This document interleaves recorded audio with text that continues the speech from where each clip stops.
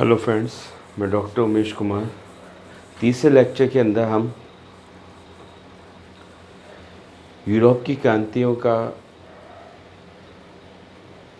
जो 1820, 1830, 1848 के अंदर हुई, उसके बाद किस तरह से राष्ट्रवाद की ओर अग्रसर होते हुए राष्ट्रवाद की नई परिकल्पना, उदारवाद और राष्ट्रवाद को छोड़ते हुए अब एक नई परिकल्पना है कि अधिक से अधिक आपके पास सैन्य बल होना चाहिए, एक राजतंत्र होना चाहिए और आपके पास किस तरह से नई सीमाओं का निर्माण प्रारंभ होता है। इसके अंदर अब मैंने बताया था पिछले लेक्चर के अंदर इटली और जर्मनी का एकीकरण, उसी तरफ दूसरी तरफ यून हैब्सबर्ग साम्राज्य का विखंडन, ऑटोमन और हैब्सबर्ग साम्राज्य का विखंडन। ठीक है, अब इसमें आप देखेंगे 1848 के बाद में ये बात होने लगी कि राष्ट्रवाद उदारवाद के रास्ते की जगह क्या सैन्यवाद पे, अवसरवाद पे और राजतंत्र का नेतृत्व। अवसरवाद का मैं आपको याद दिलाना चाहता हूँ। अवसरवाद जैसे मध्यम वर्ग ने फ्रांस की क्रांति के अंदर भाग लिया सीमित मताधिकार करके। जब जैकोबिन और जिरोंदिस जब पद पे शामिल हो गए, जैकोबिन ने जब गणतंत्र बना दिया, उसके बाद पुनः नेपोलियन को उन्होंने आके सत्ता दी। सत्ता जब उसने ले ली, राजतंत्र स्थापित कर लिया, उसके बाद वो वापस अपने कार्यों में लग गए, यानी अवसरवादिता हो गई, यानी समय के अनुसार अपने आप को चेंजिंग करने की। अब आप देखेंगे किस तरह से इटली के एकीकरण, मैंने बताया था पिछली बार, सार्डिनिया, लोम्बार्डी, ये सार्डिनिया केवल इटली बहुल्य प्रदेश था जहाँ पे इटली भाषा थी।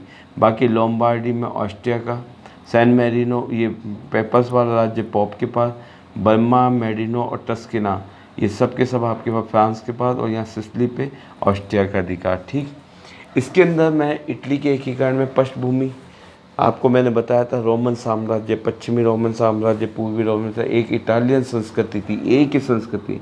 नेपोलियन ने कैसे प्रेरित किया? नेपोलियन ने यहाँ पे, जब नेपोलियन राष्ट्रवाद की तरफ आया था तो इसने यहाँ पे जीतने के प्रयास करके एक राष्ट्रवाद की परिकल्पना एक सम्मिलित करके, क्योंकि आपको मालूम है एक महाद्वीपीय विस्थापन जो इसने नेपोलियन ने प्रारंभ किया था, जिसके अंदर यूरोप के जितने भी कंट्री थे उन सबको क्या करना था, एकीकरण करके बाहर ब्रिटेन का क्या करना था, विरोध प्रारंभ करना था। वियना कांग्रेस 1815 में इसने इसको बांट दिया अलग अलग भाषी क्षेत्रों के अंदर।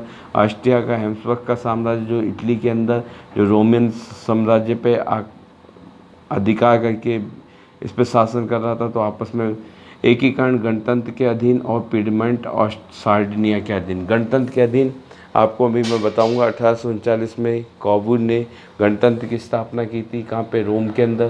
पिडमेंट सार्डिनिया इमेनुअल द्वितीय ये वहाँ का शासक था, जो एक साहसी शासक था। इसके पास काबुल मिलता है, काबुल इसके पीएम होता है, पीएम होता है तो फिर इसके बाद किस तरह से कब्जा करेंगे। ठीक है, फिर काउंट काबुल का आक्रमण, कीमिया का युद्ध, और फिर कोलंबियस, परमा, मेडिनो और टस्कनी तीनों का विलय, फिर नेपल्स और सिसिली का, फिर वेनेसिया रोम का। ठीक है, 3 चरणों के अंदर मैं आपको आराम आराम से बताता चलूँगा। ठीक है, पहले थोड़ी शब्दावली है जो शॉर्ट नोट्स में आ सकती है, ऑब्जेक्टिव टाइप में भी आ सकती है। कार्बोनरी, कार्बोनरी क्या है? कोयला झोंकने वाली एक संगठन, कोयला झोंकने वाली क्या है व्यक्तियों का एक संगठन था। ठीक है, इसमें गुप्त संगठन था। इसकी स्थापना 1810 में नेपल्स में होती है। इसका जो झंडा था वो कैसा था? काला, लाल और नीला, काला, लाल और नीला, ब्लैक, रेड और ब्लू, BRB या BBR, जो भी आपको किसी भी तरह से करना है। स्पेन क्रांति से प्रेरित होकर कार्बोनरी ने, स्पेन की क्रांति हुई थी, उससे प्रेरित होकर कार्बोनरी ने कहाँ पे कर दी? नेपल्स में।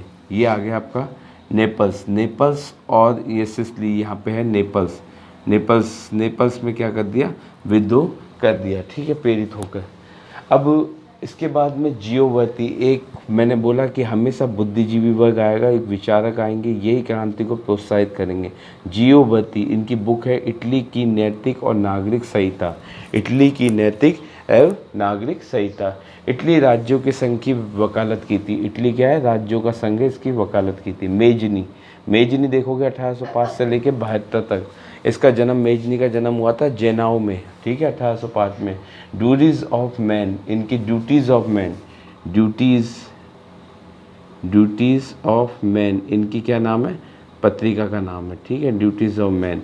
कथन है, यदि समाज में क्रांति चाहिए तो नेतृत्व युवाओं के हाथ में दे दो, तो क्योंकि युवाओं के अंदर क्या होती है, क्रांति को प्रज्वलित करने की शक्ति होती है, ठीक है। ये किसने कहा है, मेजिनी ने। काबूल, काबूल भी एक आपके स्वतंत्रता सेनानी था 1810 से 61 तक। जन्म इसका ट्यूरिन में होता है 1810 में। इसका न्यूज़पेपर निकाला इसने, इल रिसार्जिमेंटो, इल रिसार्जिमेंटो, इसने एक समाचार पत्र निकाला था, ठीक है।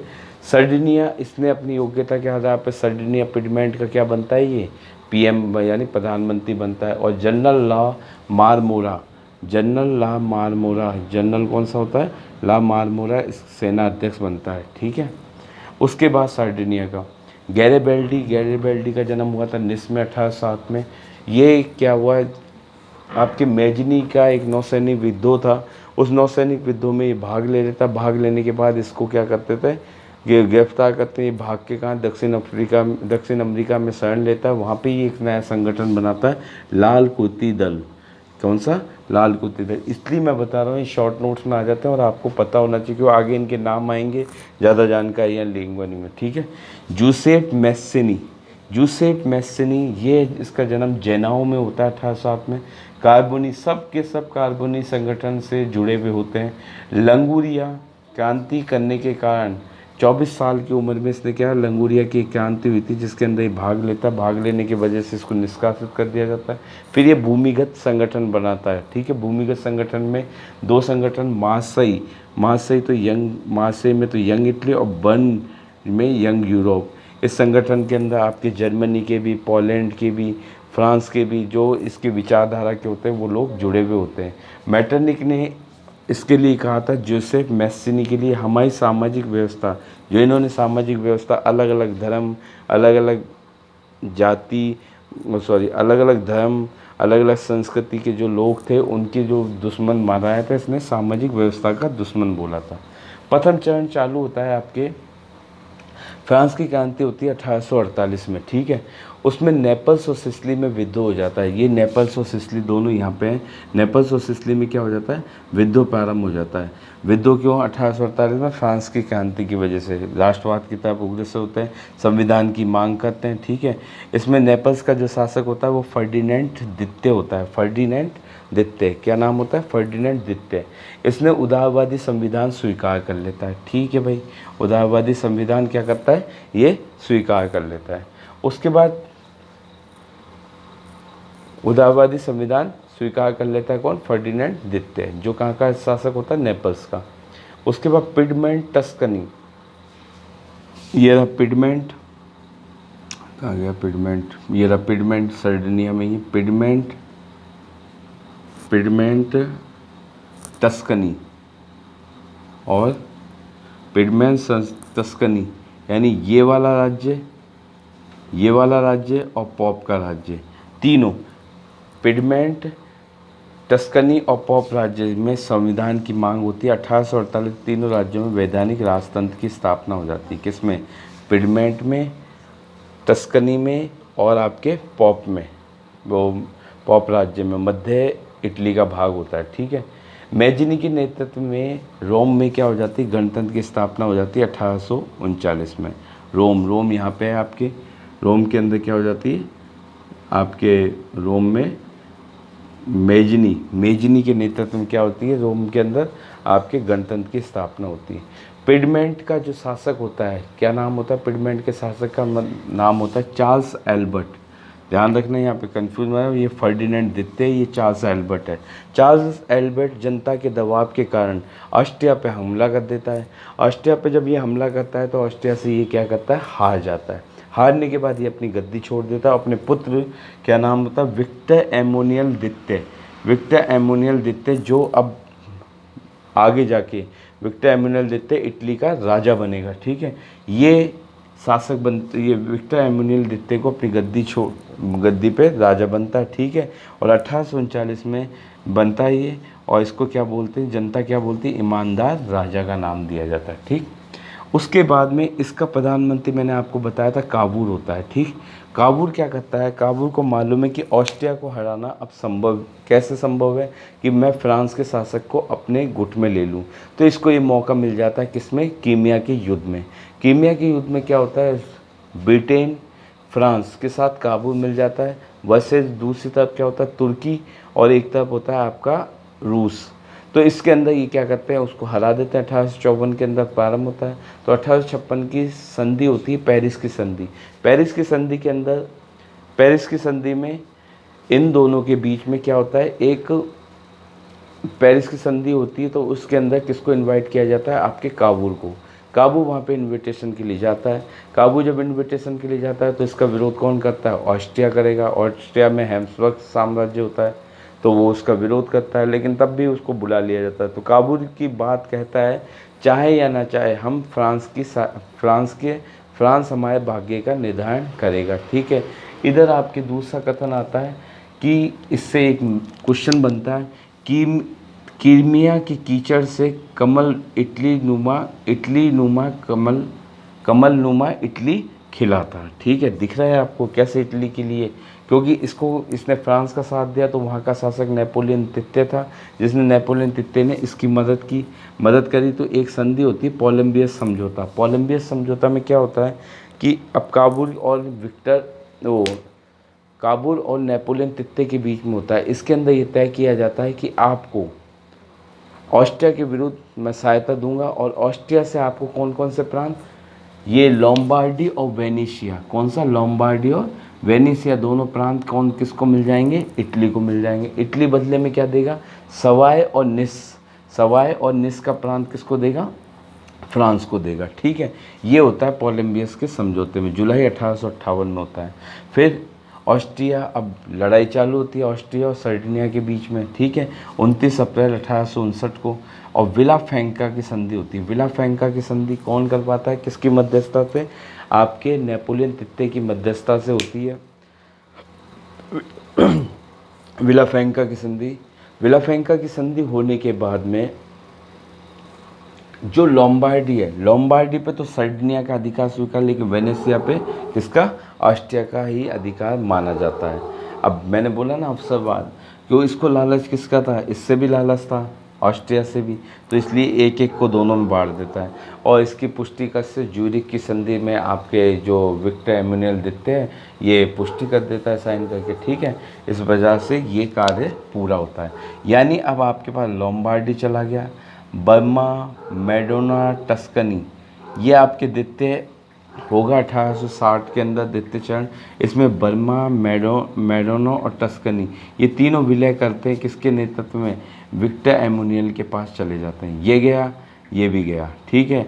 अब ये शामिल हो जाते हैं। नेपल्स और सिसिली का मैंने बता ही दिया। नेपल्स का शासक कौन था, आपका फेर्डिनेंड द्वितीय, ठीक है। नमस्कार।